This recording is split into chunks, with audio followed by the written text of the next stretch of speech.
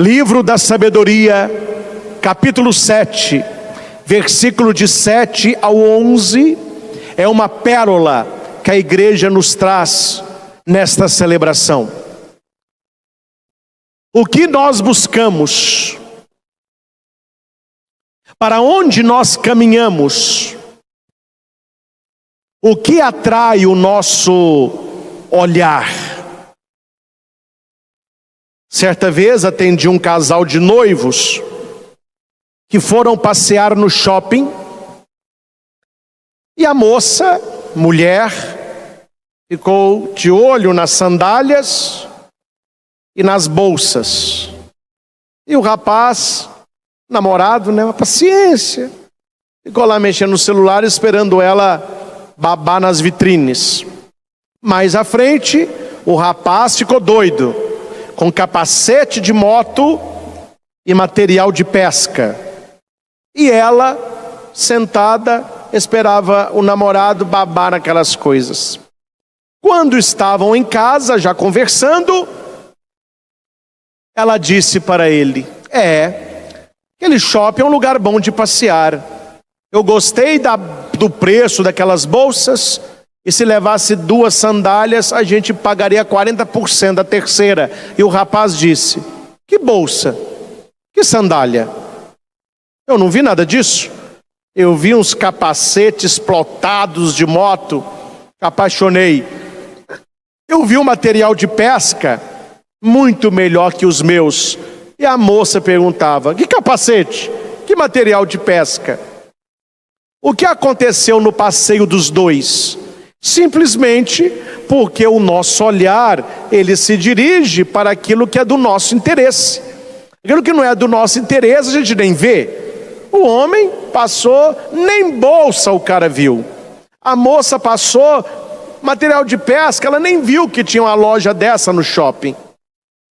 O que desperta a atenção do nosso olhar? No Evangelho, o que despertava a atenção do olhar daquele jovem era uma falsa noção de que ele era bom, apenas por praticar os mandamentos. Só que faltava-lhe uma coisa: abandonar a idolatria. Ele preferia o dinheiro que Jesus, e no final da história ele mostrou claramente isso. Ele não seguiu Jesus, mas ele ficou com a sua riqueza. Este foi o pecado daquele jovem. O olho dele era só no dinheiro. Hoje não passa mais esses desenhos, Saudade da década de 80, 90, desenhos para criança mesmo. Hoje em dia eu estava vendo um desenho, pelo amor de Deus, como que os pais deixam, Mas voltando ao assunto. Vocês lembram do Tio Patinhas? Tio Patinhas tinha um cofre gigante, lotado de moeda de ouro. E ele tinha a moeda número 1. Então quando ele entrar no cofre, eu não sei como que ele fazia isso. Ele nadava nas moedas como se fosse água. Cuspia a moedinha, nadava de costas. E quando ele via a moeda número 1, ele alustrava, dava um beijo, colocava a moeda lá e o olho dele até piscava. Ali nós temos um exemplo de pessoas que idolatram o dinheiro, idolatram os bens materiais. Eu não estou aqui dizendo que você não possa ter dinheiro e tampouco bens materiais. O que eu estou aqui dizendo é que o seu dinheiro e os bens materiais não podem ocupar o lugar de Deus. Senão você vai deixar a Deus e ficará com eles. Não podeis servir a 2 senhores. Não está na Bíblia? Ou você amará o primeiro e desprezará o segundo. Não podeis servir a Deus e ao dinheiro. A Bíblia faz a Mamon, que é o Deus do dinheiro. Este foi o problema daquele jovem rico. Ele idolatrava o dinheiro e ele preferiu o dinheiro do que Jesus. Onde que a gente coloca os nossos olhos? O que desperta o nosso olhar? É o dinheiro? É a beleza física? Há pessoas que idolatram o próprio corpo, vivem para esculpir o próprio corpo e ficam na frente do espelho babando, se adorando. Nossa, nossa, eu sou demais. Sou demais. Que idolatria, hein, gente? Misericórdia. Tem uns que passam até óleo. E haja óleo para esse povo, viu? Outros idolatram a beleza. É a síndrome da Cinderela, né? Tem gente que fica no espelho assim: espelho, espelho meu, existe alguém que seja mais bela do que eu? Escravidão da beleza. E puxa de um lado, e puxa do outro, estica de um lado, estica do outro, e gasta uma fortuna para parecer mais jovem. Não que você não deva cuidar do seu corpo.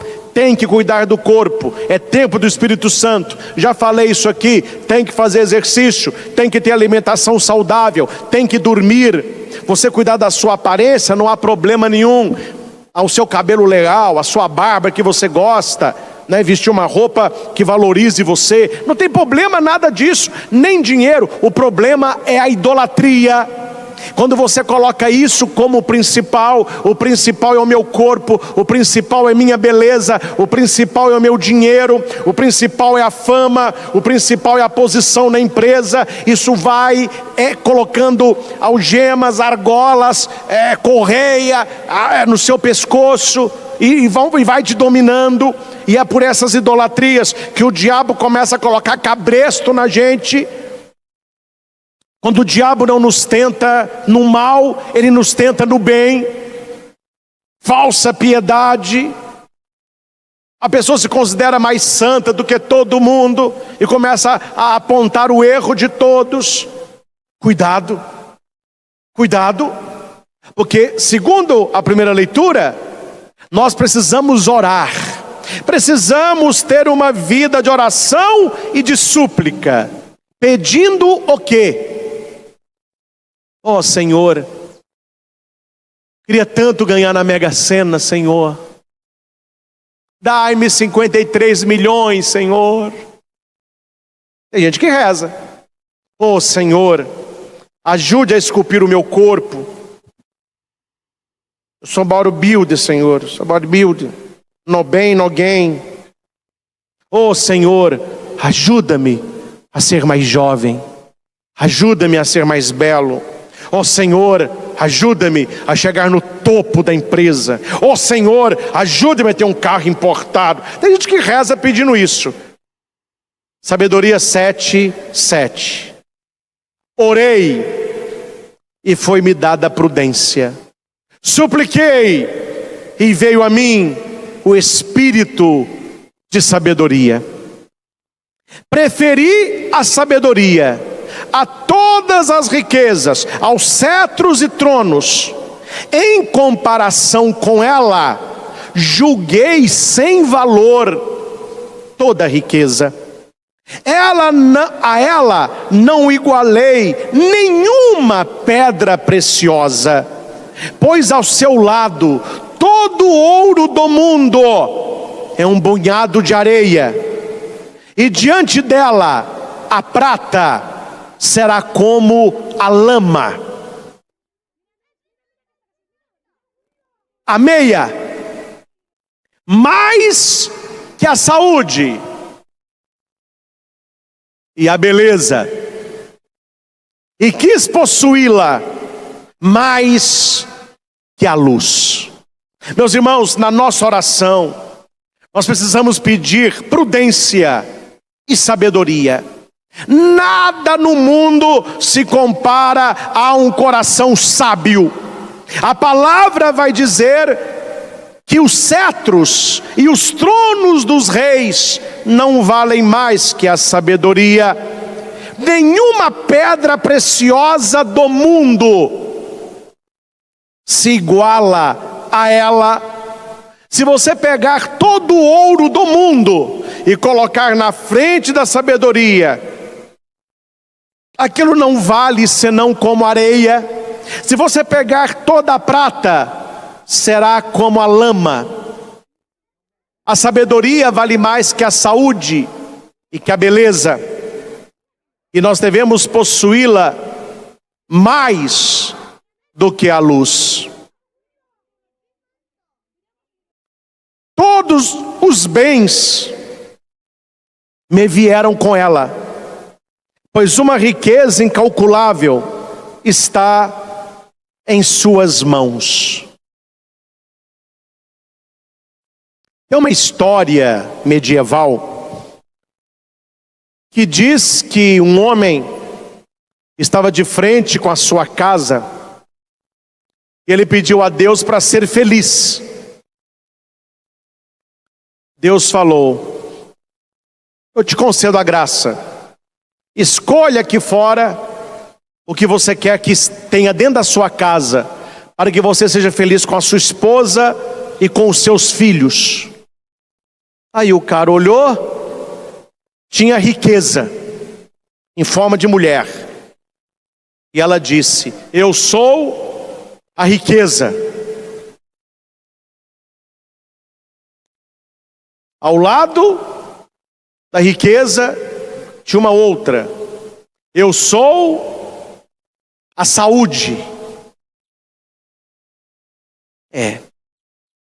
Ao lado da saúde tinha uma outra: eu sou a humildade.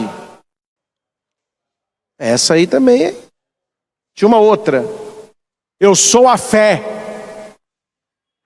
E por último, tinha uma mais bela: eu sou a sabedoria.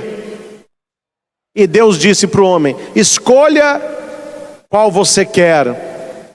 Aí o cara falou assim: se eu escolher a humildade, a riqueza não entra. Se eu escolher a riqueza, ela briga com a fé. Difícil. Já sei. Eu quero a sabedoria. Deus falou: escolhestes bem. Pode abrir a porta, pode entrar. Ele entrou a mulher, entrou o menino, aí entrou a sabedoria. Ele falou: seja bem-vinda. Atrás da sabedoria entrou a riqueza. Atrás da riqueza entrou a saúde. Atrás da saúde entrou a fé. Atrás da fé entrou a humildade. Ele falou assim: peraí, gente, eu escolhi só a sabedoria. Aí Deus disse assim: aquele que escolhe sabedoria abre a porta do coração para todo o resto. Aquele que escolher a sabedoria abrirá o coração para todo o resto. Está na palavra de Deus, Sabedoria 7:11. Todos os bens me vieram com a sabedoria, pois uma riqueza incalculável está nas suas mãos. Outra coisa, meus irmãos, sabedoria não é inteligência. Nós temos pessoas inteligentíssimas, mas que não têm um pingo de sabedoria. E temos pessoas que nunca frequentaram a faculdade, não tem diploma nenhum, fala mar português. Mas quando você conversa com esta pessoa, que sabedoria! Sabedoria é chamada da inteligência dos santos, porque é o dom excelso do Espírito Santo.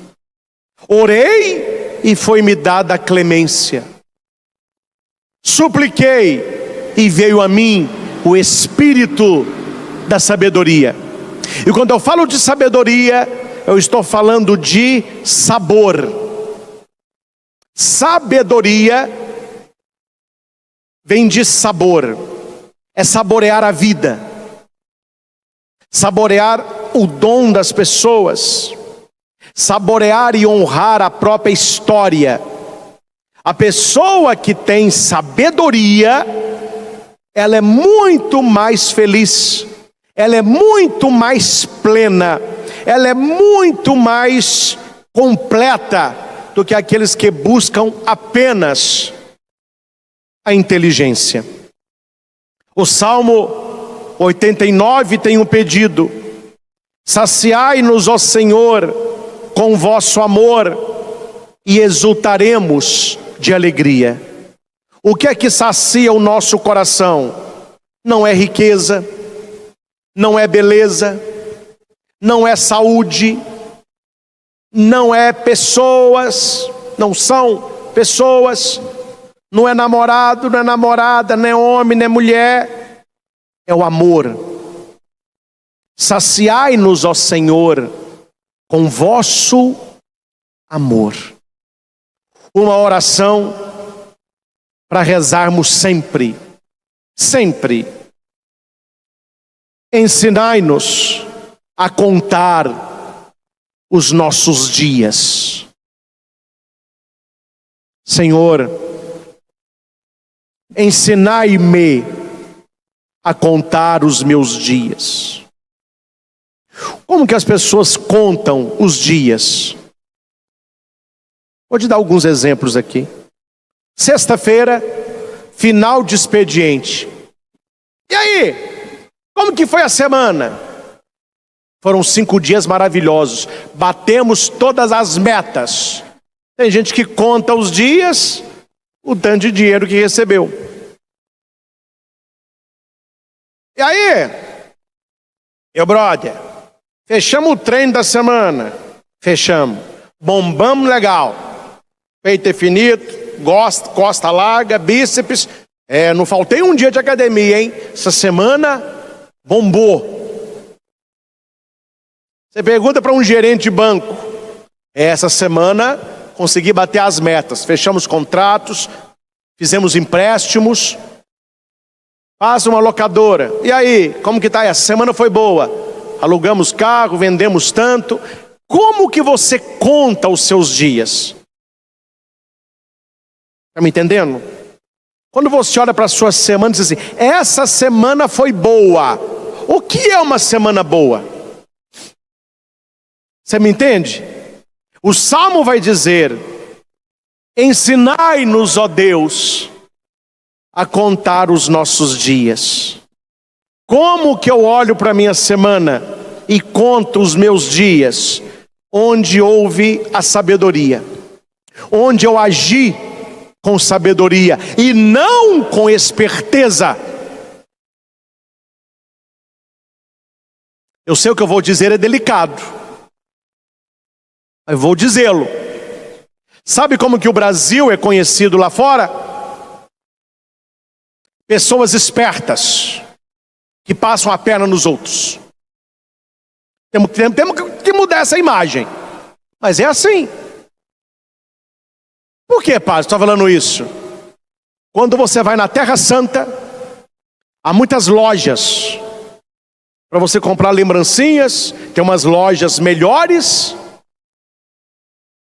E os grupos têm uma bandeira na frente que o guia leva a bandeira. Eu acompanhei um grupo e vi isso. Quando entram pessoas, geralmente da Europa, eles anunciam no alto-falante. França, Itália, Espanha. Eles gostam muito de americano, porque é o dólar. Quando chega americano, eles ficam doidos. Eles ficam dólar. Quando chega um grupo brasileiro, com a bandeirinha no Brasil, eles apenas dizem assim, Brasil, Brasil. E todos da loja ficam assim, ó. Por quê? Eu perguntei para o guia. Olha, eu fiquei sem graça. Onde eu ia, tinha gente olhando no corredor. Ele falou, sabe por quê, padre? A fama é que brasileiro rouba. Ele pega a lembrancinha, põe na bolsa, pega coisa. Eu falei, olha a fama na Terra Santa dos espertos. Ser brasileiro, não é para qualquer um não, viu? Tem que ter raça. Já escutei muita coisa estranha. Você mora numa casa com duplex, você mora embaixo, mora alguém em cima. Depois de anos você descobre que a conta de luz é só na sua. E em cima não paga a conta, ó. Sem dizer nome, isso aconteceu na minha família com a minha mãe.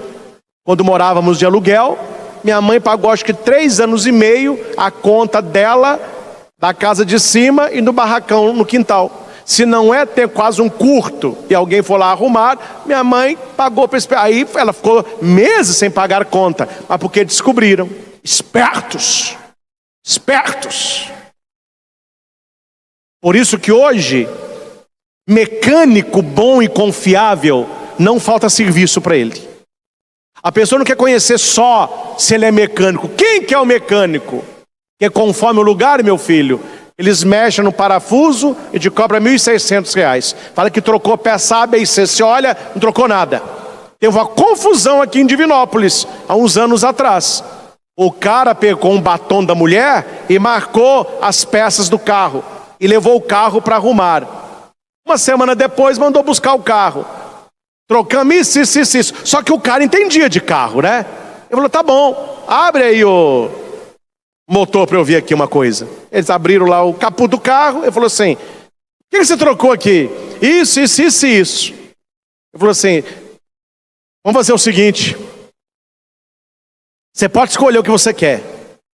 Eu saio daqui para não voltar nunca mais e fechamos a conversa aqui, ou nós vamos chamar a polícia? Ele falou assim, ok, você está duvidando do meu serviço? Eu falei, não estou duvidando do seu serviço. Eu estou te mostrando que você é um cavalacheiro. Vem aqui. Está vendo essas marcas aqui? É de batom da minha mulher. O que você falou que trocou, as peças estão aqui. O cara falou assim, some, não quero te ver nunca mais. E esse cara do carro saiu. E você sabe o final da história? Ele foi ameaçado ainda pelo mecânico. É o poste mijando o cachorro. Foi por isso que a notícia vazou. Porque aí ele mexeu com a pessoa errada, né? A pessoa abriu um processo e pôs a boca na imprensa. Aí a imprensa toda começou a querer saber qual que é o mecânico. Esperteza, querendo ganhar mais do que era o serviço. Meus irmãos, esperteza não é sabedoria. Só mais um exemplo aqui para a gente rezar. Assista jornal e me diga se tem gente mais inteligente que ladrão. É fora do comum. O que esse pessoal apronta para roubar, mas é uma inteligência que muita gente não tem. Agora criaram um novo golpe, cuidado. Você recebeu coisa no correio, você tem que rasgar aquela etiqueta com seu nome, porque eles estão vestindo de entregador, pega uma caixa vazia, coloca a etiqueta sua que estava no lixo, chama e fala assim, entrega. Ah, de quem? Tá aqui o nome, fulano de tal. Ele olha no interfone, tá lá, ele abre, a pessoa entra, é um ladrão. Como que pensa numa coisa dessa? Golpe.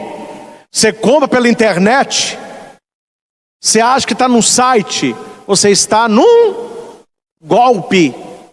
A nossa secretária aqui, a Bárbara, pesquisou sobre a carteira de motorista dela. Faltava um pagamento com uma coisa no Detran. Ela entrou, fez o pagamento, pegou o recibo, está escrito lá Detran, tudo arrumadinho. Ela foi parada, a polícia falou, você não pagou isso? Paguei aqui, ó. Falou, olha, não é o site oficial, você caiu num golpe. Tem que conferir aqui, ó, o CNPJ. Gente, até o site do governo, os espertos, isso não é sabedoria. São pessoas inteligentes, mas não são pessoas sábias, porque o sábio pratica o bem. Ensinai-nos a contar os nossos dias e dai ao nosso coração sabedoria. Supliquei e veio a minha sabedoria. Peça e será dado. Saciai-nos de manhã com vosso amor e exultaremos de alegria todo dia. Assim termina o salmo. A gente reza de manhã. Quando você levanta, você clama o amor de Deus, a sabedoria de Deus. Saciai-nos de manhã com vosso amor e durante o dia exultaremos de alegria. Você quer ser feliz o dia todo? Você quer ser uma pessoa sábia? Reze de manhã para Deus te acompanhar todo dia. Aí no fim queria falar sobre Moisés. Moisés que fugiu da morte pela esperteza da sua mãe, que pediu para colocá-lo num cestinho de junco e no rio Nilo despertou a atenção da filha do faraó, que ali se banhava.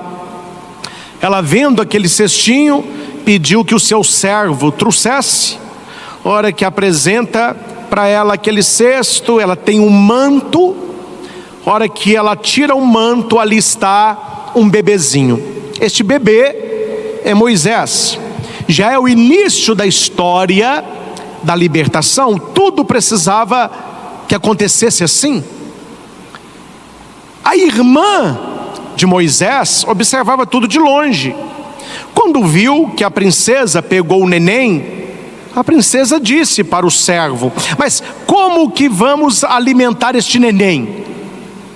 Como que vai dar de mamar para ele?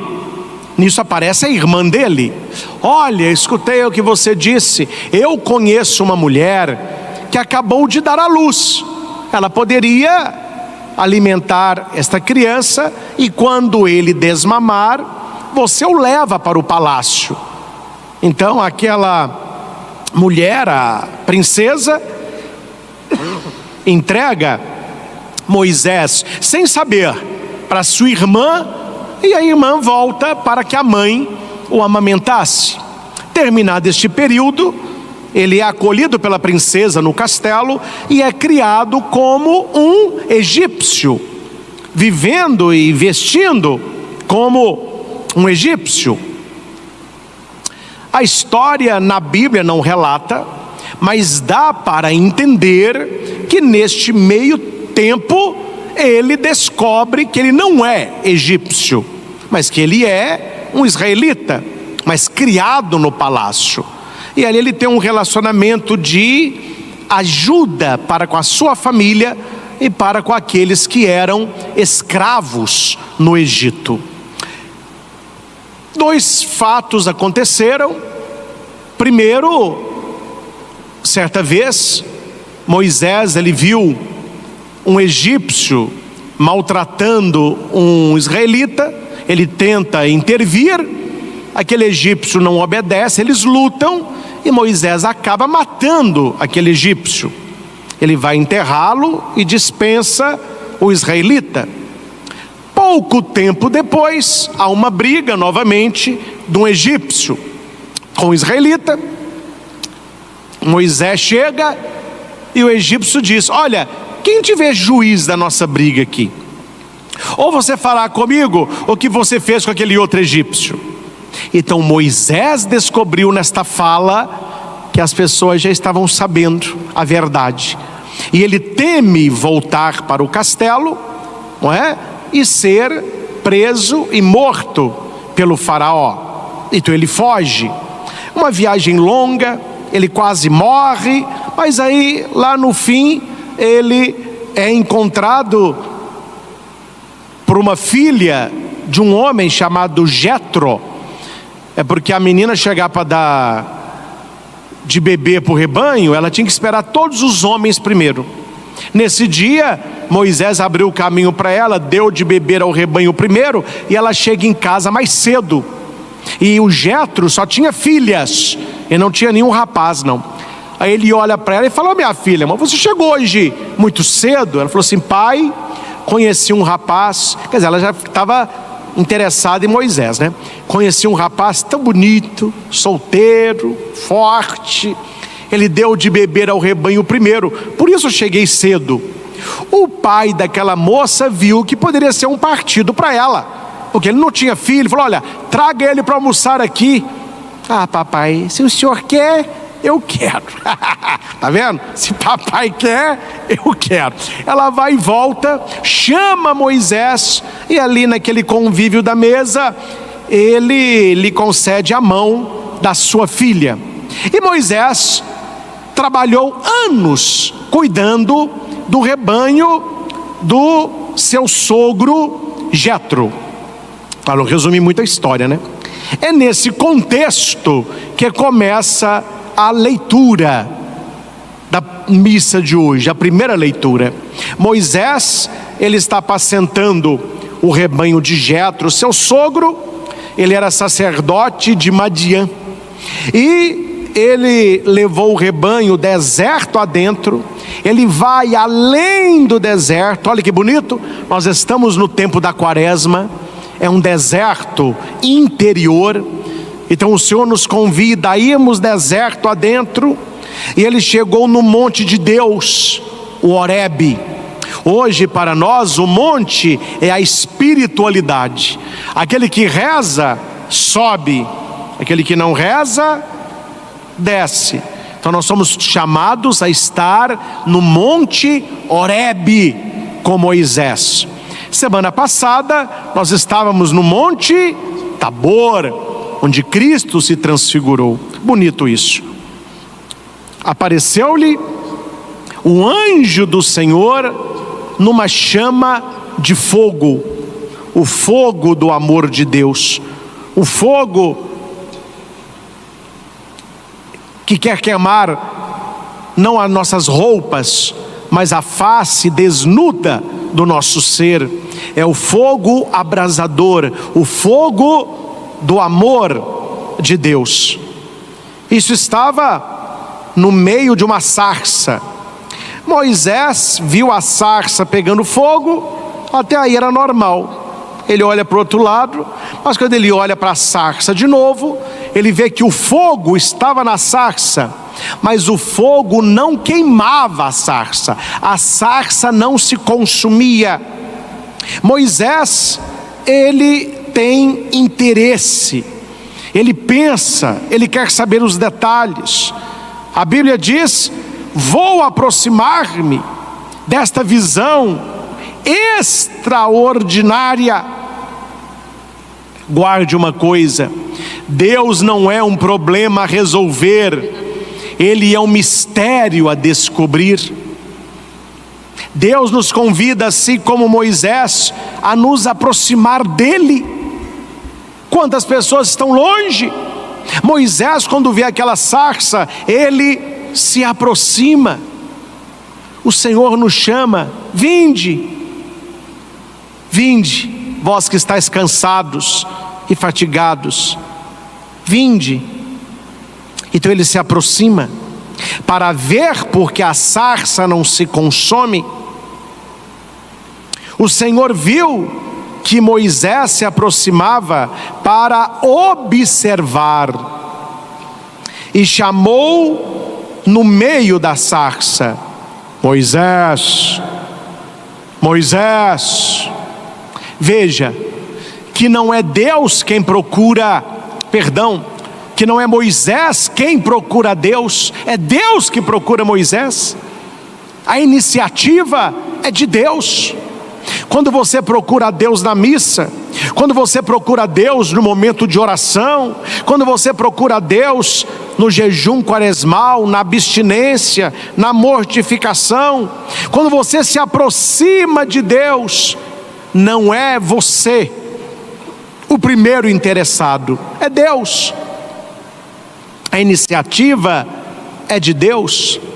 E Deus não vê Moisés aproximando e pergunta assim: quem vem lá? Podia ser. Quem é você? Não. Deus, ele diz: Moisés. Quando a gente se aproxima de Deus, Deus, ele diz: Padre Christian, Maria das Graças, Pedro, Rodrigo, Glória. Chamar pelo nome é sinal que conhece. Deus olhava para Moisés. Deus viu aquele bebezinho no cesto de junco. Deus viu aquele bebê crescer no palácio como egípcio fosse.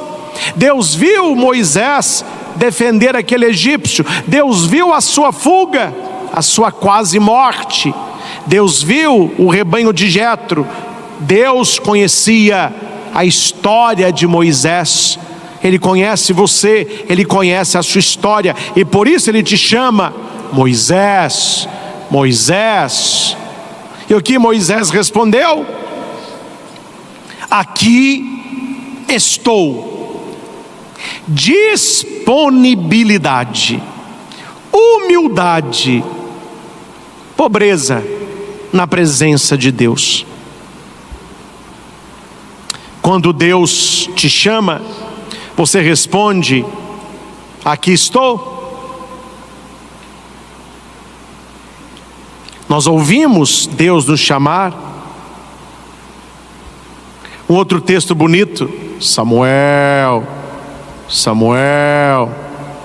Aí o profeta ensina, né? Olha, quando você escutar te chamando, responda assim: fala, Senhor, teu servo te escuta. As respostas parecem a mesma coisa, né? Samuel, aqui estou.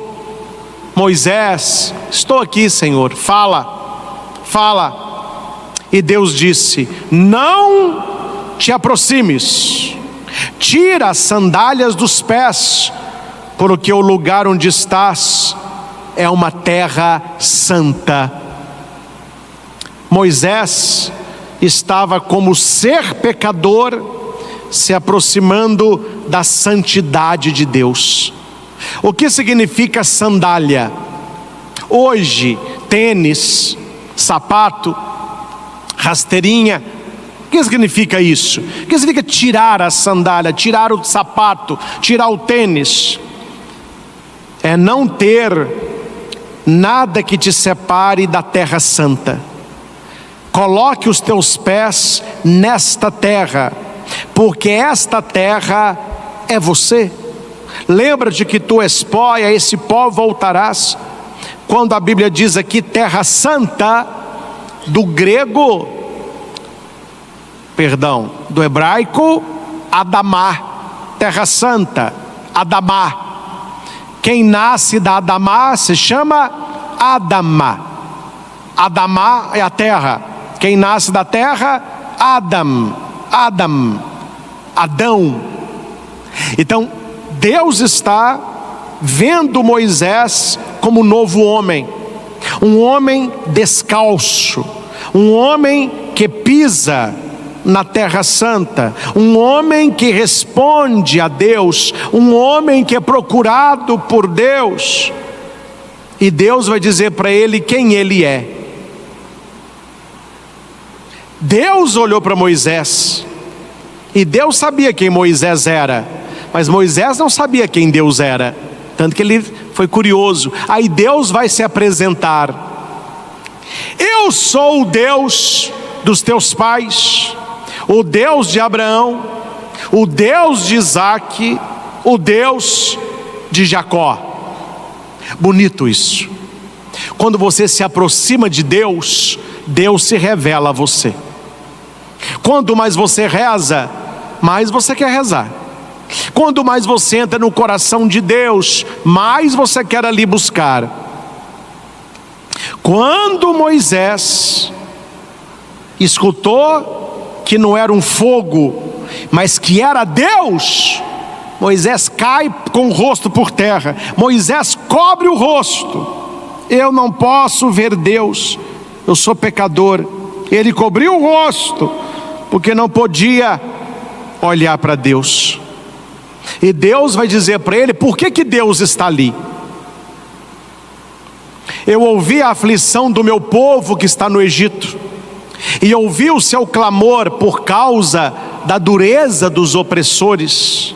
Sim, conheço os seus sofrimentos, e desci para libertá-los das mãos dos egípcios. Meus irmãos, chega mais.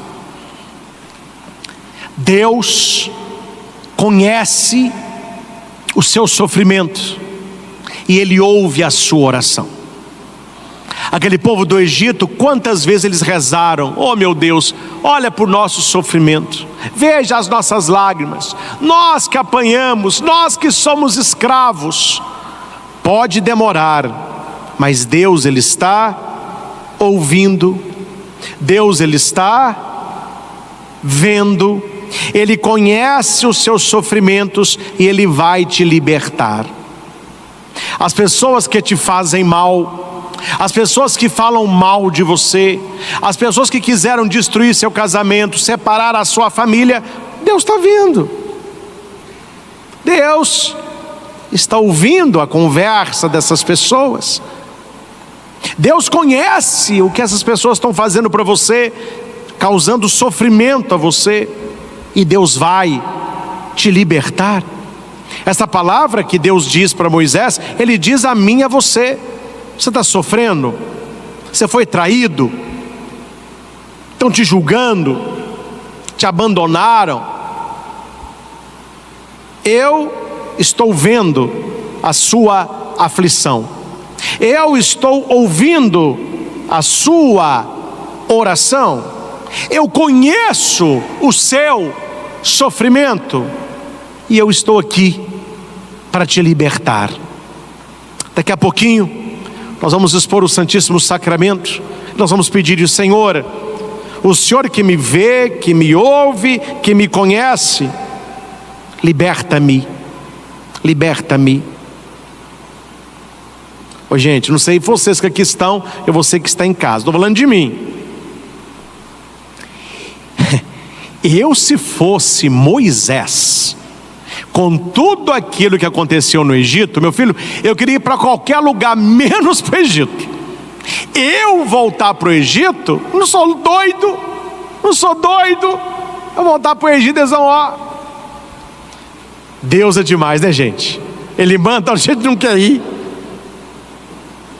Moisés, aqui estou, eu sou Deus, eu ouvi o clamor do meu povo, e eu escolhi você, porque você já conhece, você sabe como que é, você já esteve lá dentro, você sabe como que é o jogo ali. Você vai ser instrumento de libertação, você vai lá libertar o seu povo. E Moisés responde: sim, eu irei aos filhos de Israel. Gente, Deus precisa de pessoas como Moisés. Deus precisa hoje na igreja, na sua família, de pessoas com coração de Moisés, que já passaram muita coisa na vida, que já sofreram, que já fugiram, mas que estão dispostos a realizar a vontade de Deus, seja ela qual for, até no lugar que você não deseja. E não se esqueça de uma coisa que eu vou dizer para você agora. Qual é o seu Egito? É aí que Deus te quer. Ah, padre, onde eu trabalho eu vou te contar. Mas que inveja, que competição é o seu Egito. Vá, Moisés. Seja luz onde você trabalha, seja sal aonde você está, seja fermento no coração dessas pessoas. Não, para onde eu moro, pelo amor de Deus, não aguento meus vizinhos. Ô, povo, eu estou doido. Não, é aí o seu Egito. Talvez o seu Egito seja o seu marido, talvez o seu Egito seja a sua esposa, talvez o seu Egito seja os seus filhos, talvez o seu coração seja este Egito, onde você precisa estar mais, levando um Deus libertador. Deus que me vê, Deus que me ouve, Deus que me conhece, Deus que me liberta. Jesus não te colocou onde você está para destruir, mas para libertar. O seu jeito de estar neste Egito, libertando as pessoas que você ama, é pela força da oração, pela força da intercessão e também pelo testemunho de vida. Eu assisti um filme bíblico, né? Quando Moisés, ele volta para o Egito, ele volta com uma roupa de israelita, com um cajado na mão. A hora que ele chega na porta do palácio, os soldados estão lá e falam assim: quem és tu? Ele responde: eu sou Moisés. Bonito isso. A hora que ele chega perto da sarça, Deus disse: eu sou. Aí Moisés diz: eu sou Moisés, eu estou aqui no nome daquele que é. Quem eu vou dizer, Senhor, que me enviou? Diga que aquele que é, eu sou aquele que sou. É Moisés. Moisés voltou. O faraó tinha morrido, estava no trono o irmão de Moisés, que foi criado junto, só que ele era egípcio, né? A hora que ele chega, o faraó: oh, meu irmão Moisés, que saudade. Ô Moisés, que moda que é essa? Tá bem sem estilo, hein? Tá bem sem estilo. Cabelo grande, não faz barba. Não! Vamos aqui dar um trato em você. Vamos colocar uma roupa de dignidade. Falou, não, meu irmão, você não está entendendo. Eu voltei em nome do Deus Altíssimo, que é superior a todos os deuses aqui do Egito. E Ele me enviou até você com um recado: liberta o meu povo, porque se você se negar, acontecerá no Egito que você nunca viu. Daquele momento mudou. Hora que o seu irmão viu aquele Moisés, disse: não é o que saiu, é outro. Assim é você, meu filho. Quando você tem um encontro com Deus na sarça ardente, as pessoas te reconhecem, mas não era aquela menina que bebia. Ela está na igreja, no grupo de jovens. Não é aquele homem que traía, que roubava.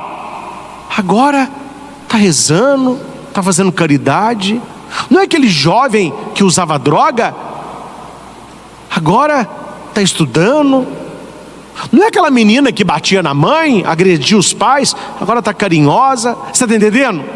Quando você tem aquele contato com a sarça ardente, Deus muda o seu coração, Deus muda a sua vida, e você assume a sua missão principal, que é agradar a Deus e ser bênção na vida das pessoas.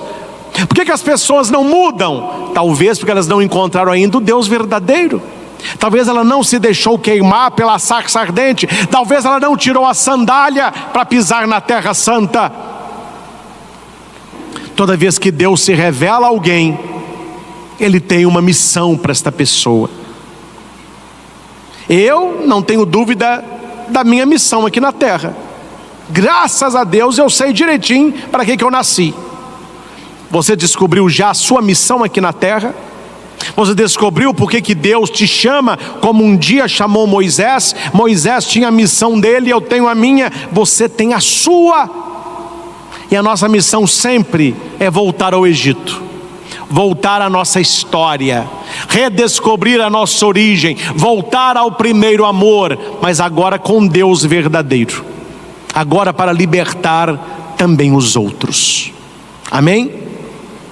Não tenha medo de responder: aqui estou, quando Deus te chamar, porque aquele Deus que apareceu para Moisés numa sarça ardente, Ele vai agora entrar aí na sua casa, na sua TV, no seu computador, no seu celular, no Santíssimo Sacramento, olhando para Jesus na hóstia consagrada. Ali está o fogo ardente de Deus, ali está o grande sol da nossa fé. Por isso o formato do ostensório é um sol, para aquecer o nosso coração e para queimar a face desnuda do nosso ser, nós que nos aproximamos de Shabat. Entendido até aqui? A dúvida é: se Deus manda guardar o sábado, por que a igreja guarda o domingo?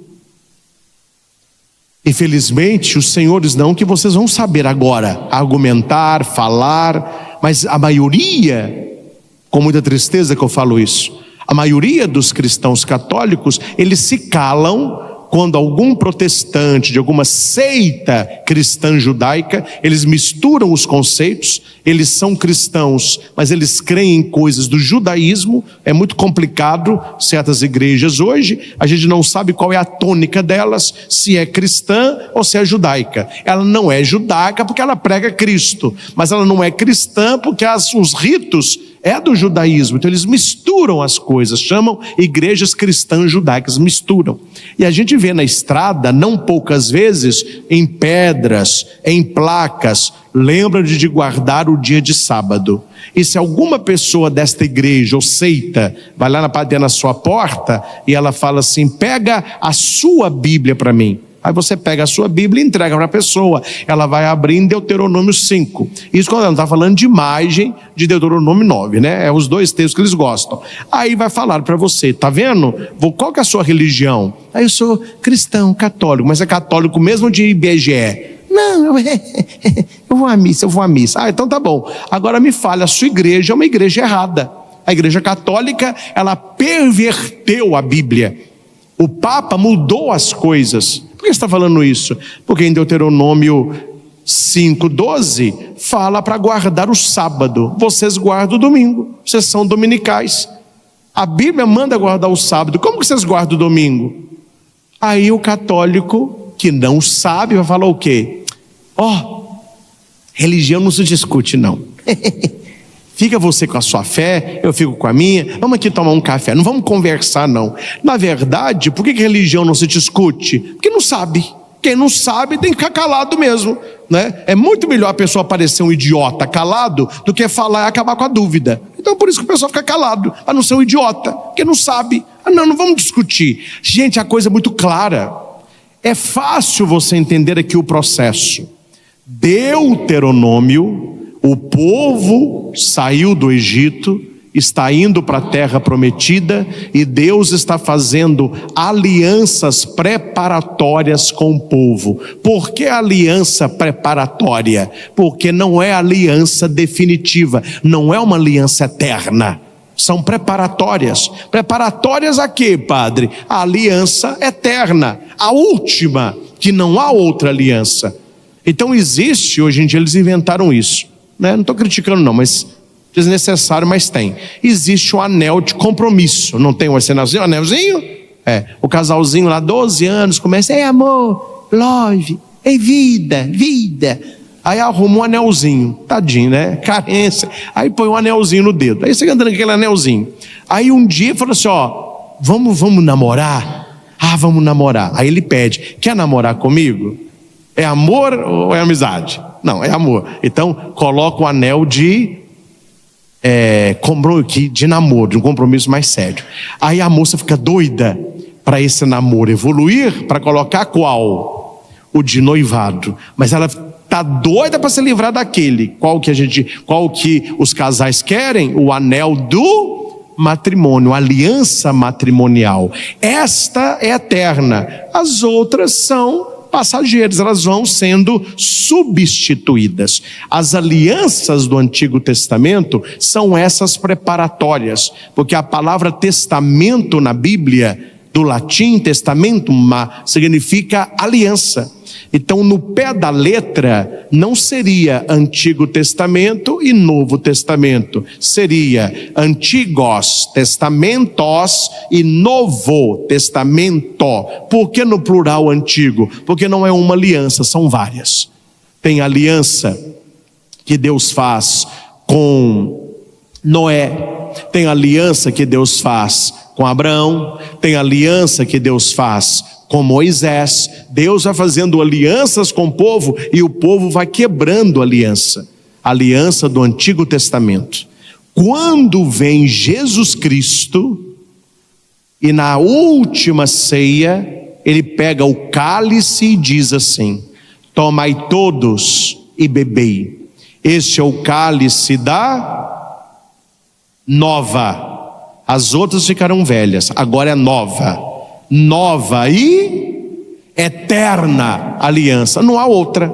Esta é a aliança maior. As outras foram preparativas para essa. O Antigo Testamento preparou a vinda do Messias, Jesus Cristo, Mexiá, o Messias, Cristós, ungido, Jesus, Yeshua, Deus salva. Então ali estava a plenitude no alto da cruz. Quando Jesus é crucificado, é num dia 14 de Nisan. Naquela época o mês era esse, o dia era esse, a hora 9.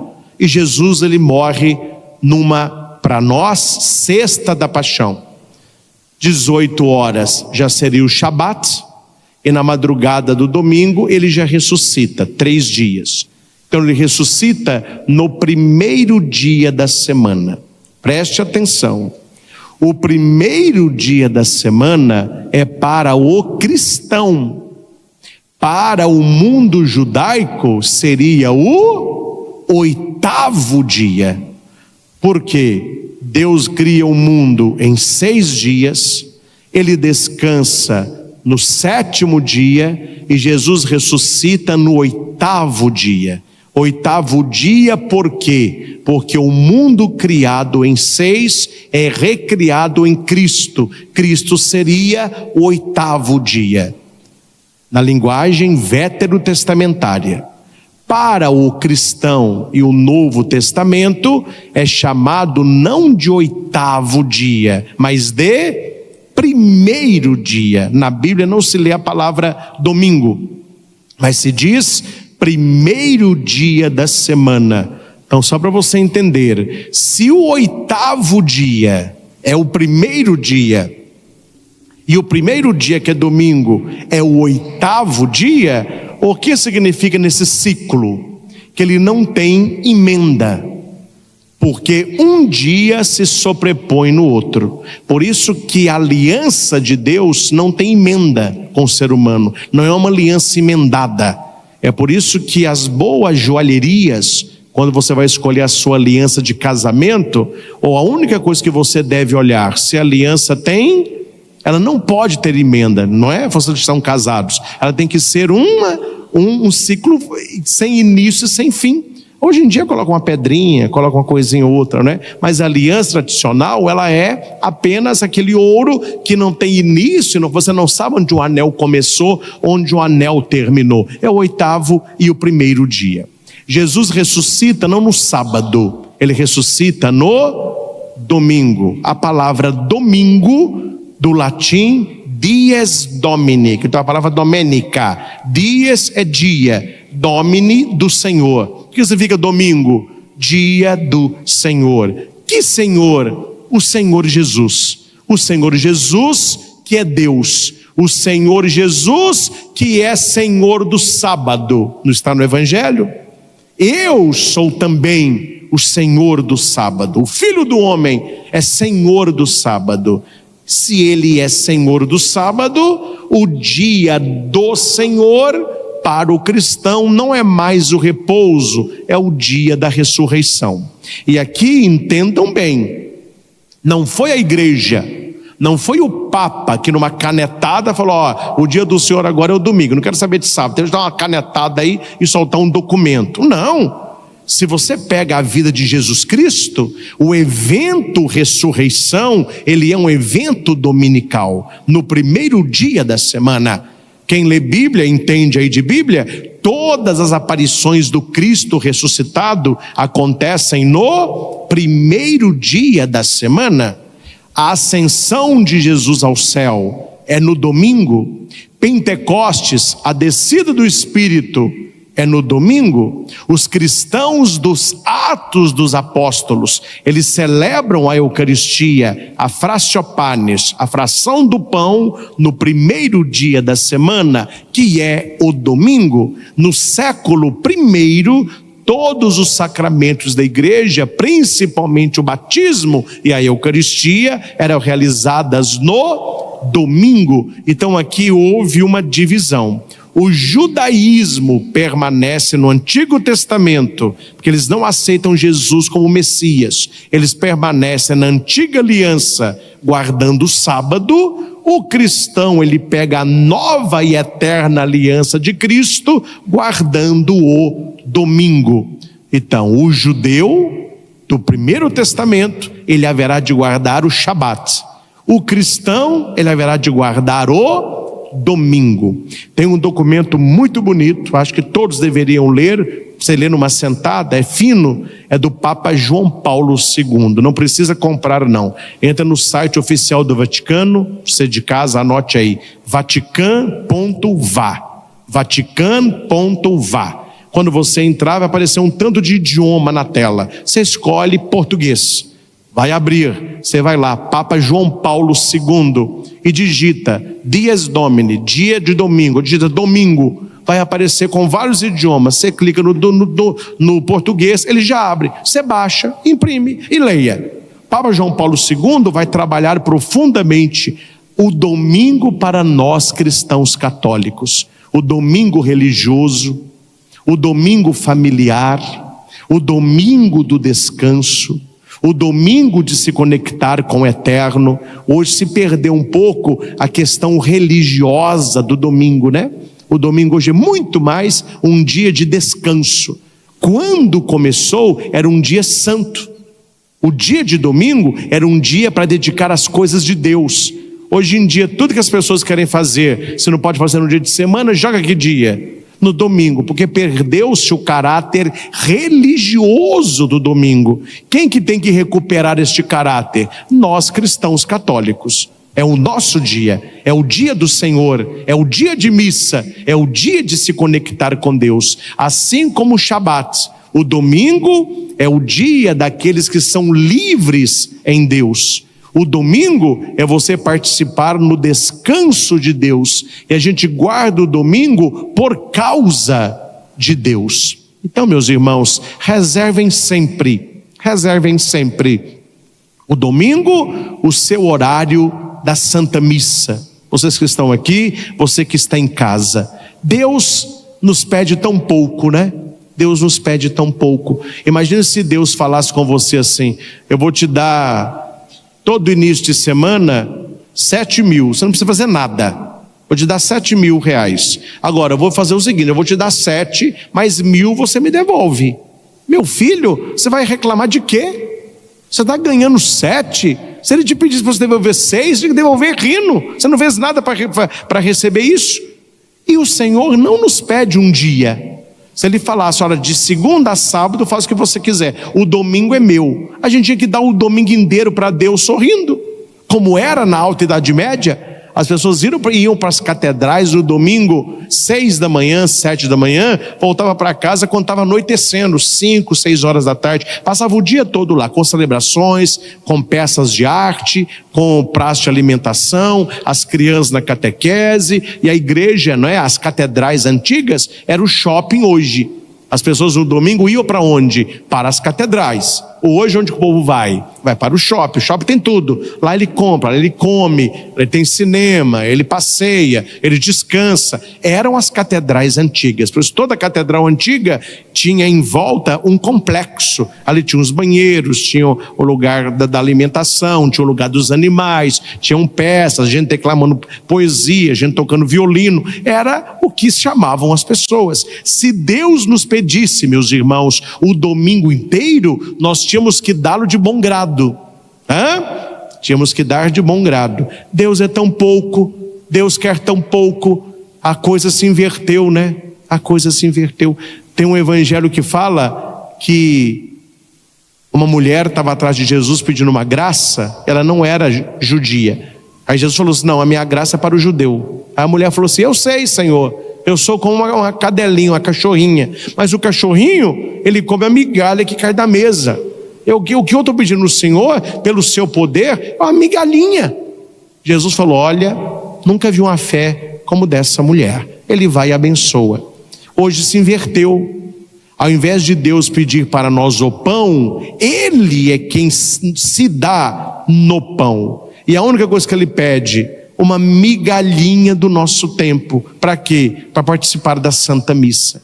Olha como que Deus se torna pequeno. Ele não pede para você ficar o dia todo na igreja, mas Ele pede: no domingo, vá à missa, celebre a Eucaristia, ouça a minha palavra. Nós somos pessoas de uma religião dominical. Nós somos a igreja do Senhor. Então é preciso guardar com seriedade o domingo. Acostumar a sua família, acostumar os seus filhos. Sempre quando acordar no domingo, falar: olha, hoje é domingo, qual o horário da missa que nós vamos? Ah, pai, olha, meu filho, pode sair com seus colegas, pode brincar à vontade, mas no domingo tem missa. Você escolha se é de manhã, se é no fim da tarde ou se é à noite. Domingo é missa.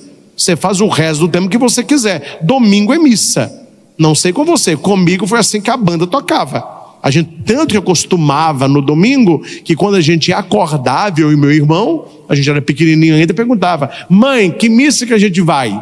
Geralmente a gente ia na missa das 9, na Matriz de Santana e Itaúna. Era uma missa das crianças. Aí era de 9 às 10h30, por aí, 10h40, a gente saía para almoçar. para comer uma coisinha gostosa e para brincar à tarde. Mas todo domingo era dia de missa, dia do Senhor. O Evangelho fala sobre isso. Jesus dá 2 exemplos aqui. O primeiro, ele passa no meio do milharal, não podia comer milho porque era sábado.